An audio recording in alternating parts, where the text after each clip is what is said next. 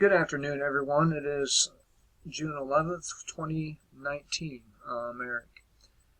I'm here at DC Clothesline. California middle schools now teaching 10-year-olds how to put on condoms and engage in sodomy and use sex toys. This is the latest round of filth coming out of California, and surprisingly, it's not Alyssa Milano or any of them other skanks out there. This is from Ethan Huff, by the way. Originally posted at Natural News.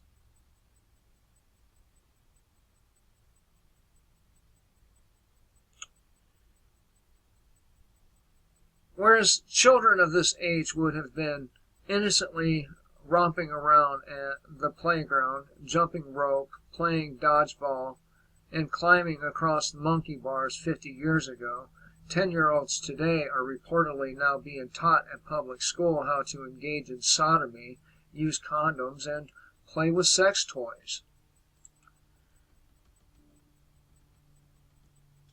This according to a former public school teacher turned whistleblower who says that the new education standards in the Golden State are so beyond the point of depraved that most parents, if they really knew the truth, would be marching on these indoctrination centers with pitchforks in hand. But no, they won't, because then they have to worry about being gunned down by the authorities. I mean, children that age do not need to know about these things. I remember when I was a kid, I found my mom's vibrator, and I asked what it was, and they said it was a back massager, you know. And it's not for the schools to decide when and in what context your children are going to learn about sex. I mean, we have in this country children who are being encouraged to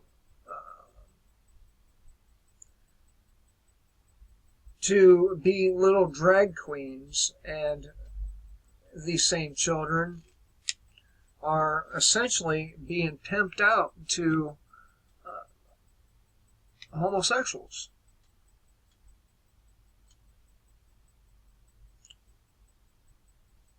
And yet, none of these parents are behind bars. Whereas a person gets caught with some THC in their system, well, man, they'll fucking come and jerk your kids out of your home quicker than you can say jerk.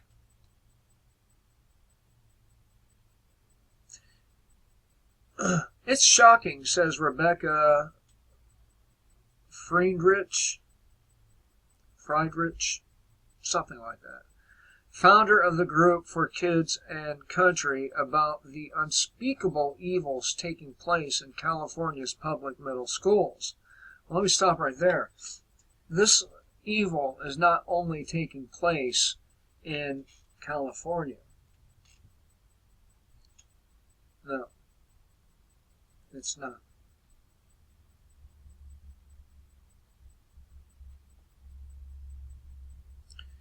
She goes on to say, it is medically risky on multiple levels. She says about the curriculum that involves having 10-year-old girls put condoms on prosthetic male erections. And that's, to me, that's equivalent to child molesting.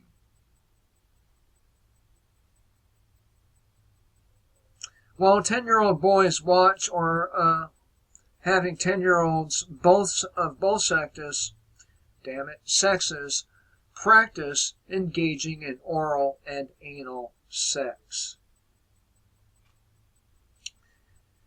Again, I'm a human being. I would not be alive if it were not for sex. And like most other males, most other humans, I like sex too. However, our children do not need to know about this stuff until they are older. At least, 3, 4 years older, and they don't need to know how to do it. I mean, of course, they can always, look it up on the internet, right? But they don't need to know how to put on a condom. Well, I guess that would be one of the things they do need to know, because after all, they are humans and they do have hormones. But nonetheless, it's not the school's place to teach anyone's children how to perform oral and anal sex. It's not their place. In quotes again, and when you read the curriculum, she says further, it's written almost like a college fraternity wrote this curriculum in very cross and in a very cross and juvenile way.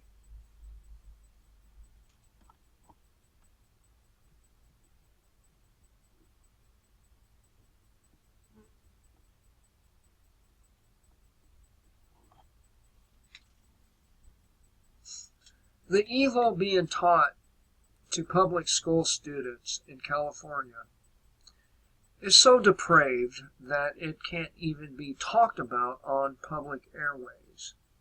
When giving public interviews, Friedrich, a conservative activist who's been actively involved in fighting this type of indoctrination and brainwashing of innocent young children for nearly 30 years, says that she often can't even discuss what's going on because it's too extreme for public airways. Yep. Now, if I were living in California right now, I would take my children, I would put them in our truck, and put as much shit in the bed as possible, and I would get the fuck out of California.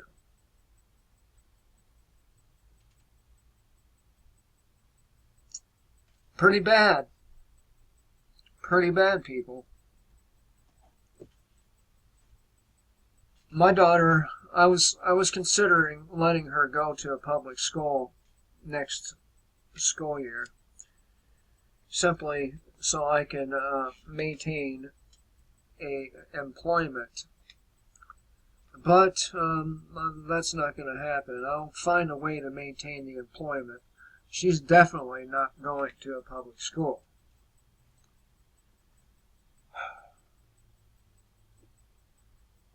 All right, shifting gears a little bit here. Same website, DC Clothesline.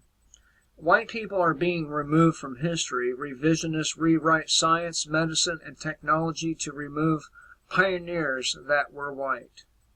This comes from Ethan Huff as well.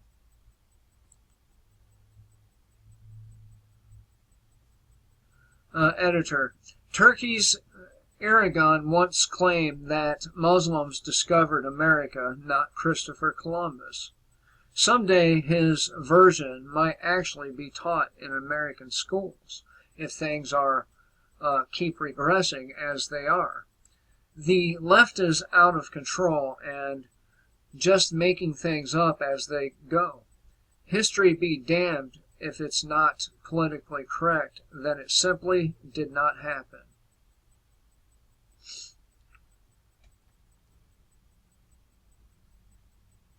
This was originally posted at Natural News, by the way.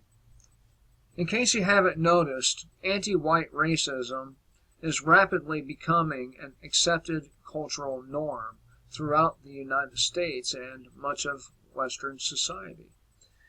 Mainstream entertainment, news, education, and even science and medicine have all but completely been infiltrated and subverted by nefarious entities that are hell-bent on pushing endless white-hating propaganda and revisionist anti-white history on the masses. Their goal being, well, you can probably figure that out.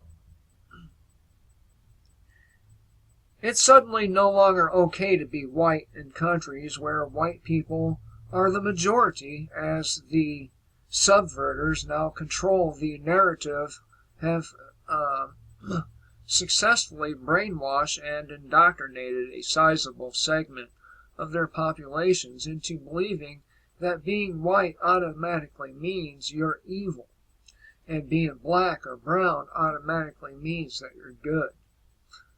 Using lies and deception as their catalyst for change, these wicked subverters have successfully poisoned the well. They're convinced a distribution number of useful, I said distribution. Wow. They're convinced a disturbing number of useful idiots, many of whom are white themselves, that all white people are inherently racist against black and brown people, and have systematically taken advantage of these people groups all throughout history in order to build thriving civilizations.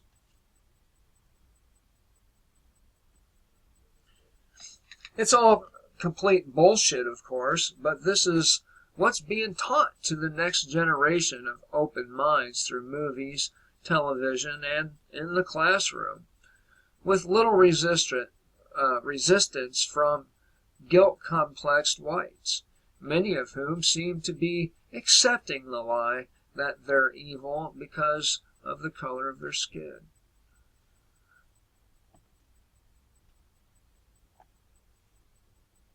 In quotes, the Western prostitutes and politicians have demonized Putin, Maduro, Iran, and Trump to the same extent as the patriotic propagandistic Western court historians have demonized Adolf Hitler, writes Paul Craig Roberts from the Institute for Political Economy. But no one is as demonized as white people, and the curious thing is that it is self-demonization, whites demonizing whites. In Scandinavia, white people can't even report crimes committed against them by third world migrant invaders for fear of being dubbed racist. As horrific as the situation has become for white people living in the U.S., who don't hate themselves for having white skin, in many ways even worse for white people living in Western Europe, and especially Scandinavia, which is being completely taken over by white-hating brown migrants. As Roberts explains, native white people living in places like Scandinavia are becoming increasingly fearful about reporting crimes committed against them by brown migrants because they don't want to be falsely accused of committing a hate crime. That's right. If you're victimized as a white person by a brown or black person while existing in Sweden, you could be accused of racism for reporting it and seeking justice. And of course, the same thing is beginning to happen here.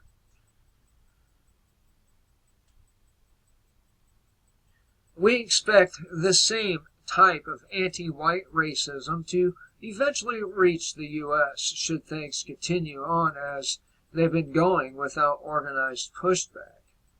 And man, we do need to get organized and push back.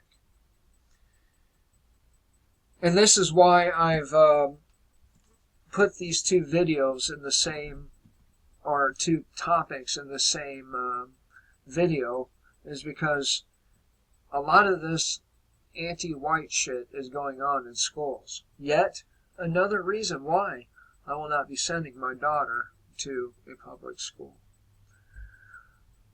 School children are being taught lies about American history that paint white people as the sole racist aggressors responsible for black slavery, when in fact it was actually other blacks, Jews, and various other non-whites who were, in many cases, the real perpetrators. Black studies avoids the fact that the British sea captains who brought African slaves to the British colonies that later became the United States purchased the black slaves from the Black King of Dahomey, who captured his fellow blacks in slave wars against other black tribes, Roberts explains. The United States has raised entire generations on fake history that white people hated blacks and decided to capture them in Africa and make slaves of them in order to beat and abuse them. Be sure to read Robert's full article, White People and Their Achievements Are Headed for the Trash Bin of History, at this link. So,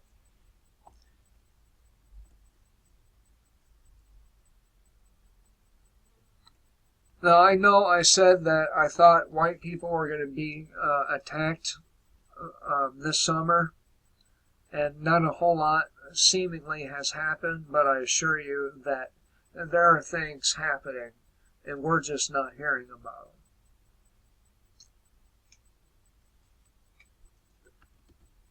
But if it were,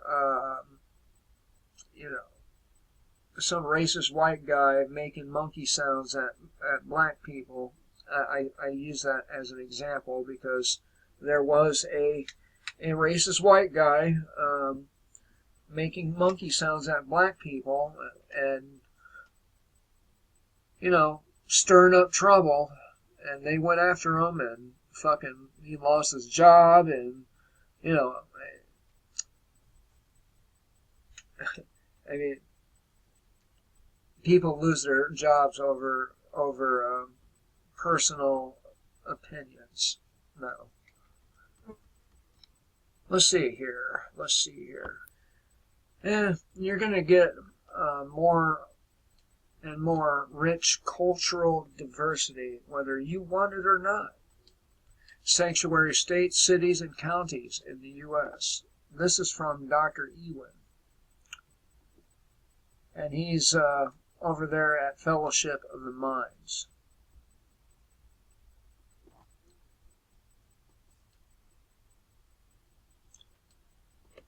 Sanctuary states, counties, and cities in the United States of America ignore, defy, and violate the federal government's immigration law by providing sanctuary to illegal aliens with policies, laws, executive orders, or regulations allowing, and in some cases requiring, local law enforcement to avoid cooperating with federal immigration law enforcement authorities, as in deporting criminal illegals.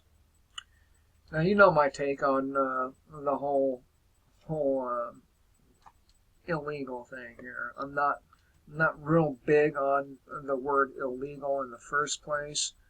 But if you're looking at it from that perspective, yeah, I mean, that's exactly what it is. So here's an interactive map. Let's see what comes up.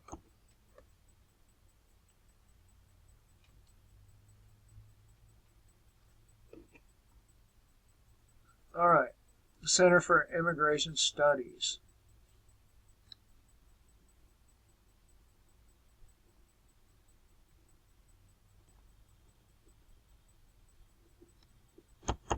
See if it let me make this map bigger here.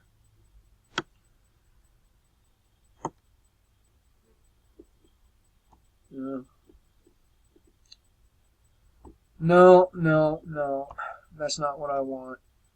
But as you can see, um, our country is pretty well saturated with in these places, right? And remember, these people are not here to be your friend. I know this for certain. Maybe some of them, but the majority of them are military-aged men. And some of them come from Ebola-ridden countries and have, you know, have been suspected of having Ebola. Whatever happened to them, who knows? Right? Who knows? But just look at that map. I mean, they're all over the country. Hell, I think maybe there's one here in South Carolina. Maybe.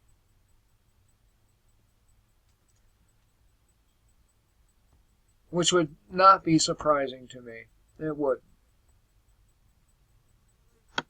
Let's see here. Oh, yeah. Yep. There's one here. A little city, apparently. But you see all those pins. You know what that means. It means all those places are sanctuary cities, right? Or counties or a state.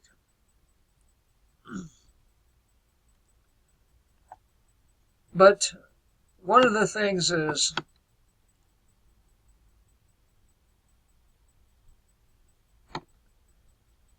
what some cultures consider criminal, other cultures don't. And take, for example, the Jewish culture. We consider sucking a newborn baby's penis to be a disgusting, despicable crime. But the Jewish community, they're okay with that. Muslims, they marry young children. To the or most people in the United States, it's a disgusting crime. But to Muslims, it's perfectly acceptable. And this is one of the reasons why cultural diversity is a bad idea.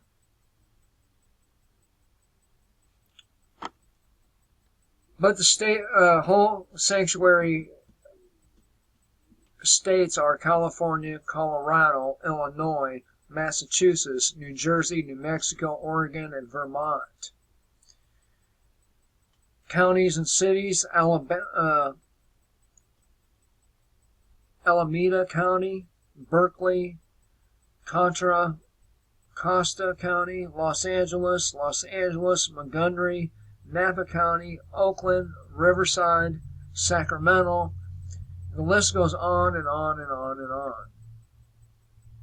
And that was just California. And it looks like, well, look at this. Iowa is historically a Republican-held state.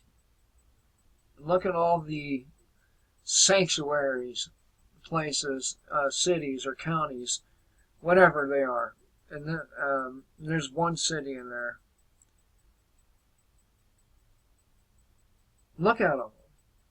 All these counties in a conservative state. I mean, that's a lot of counties.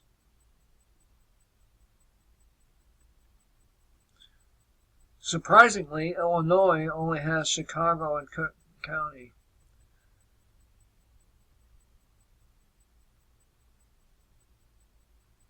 Oh boy. But anyway, point being here is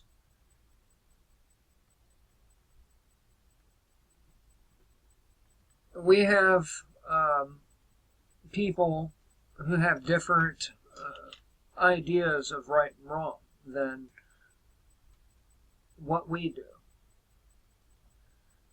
And the more people that have different ideas of right and wrong in a given geographical location or area, the more problems you're going to start having. As I pointed out, some of these things that we call perverse and disgusting, other cultures find perfectly acceptable.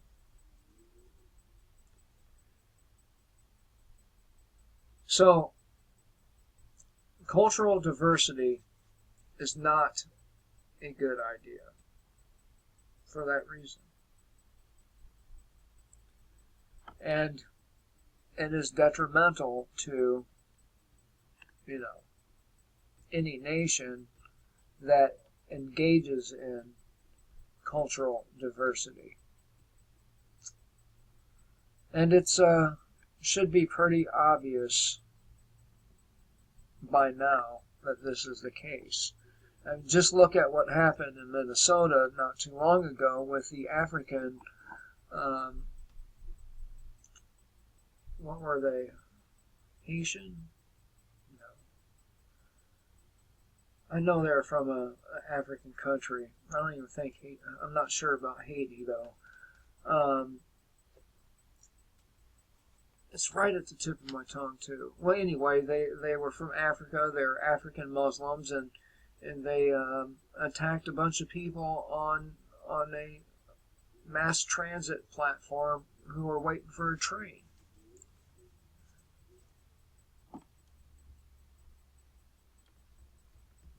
So, the more of these people that get in, the more white hating we're going to get, the more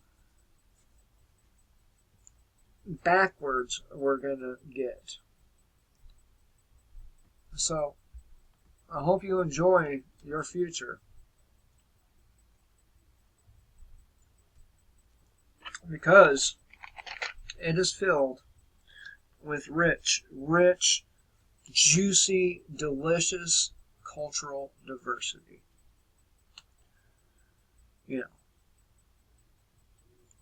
The culture, all the cultures who really hate ours. Anyway, thought I would talk to you all about these things today. I hope you all have a great evening now, and I'll try to see you again tomorrow. If you like my content, please do subscribe, thumbs up, share, support my channel at PayPal. That link is below if I'm worthy of your spare dollars, and there's 2 Discord links below for anyone who would like to chat with people of like minds. Till next time, kill the state, live free.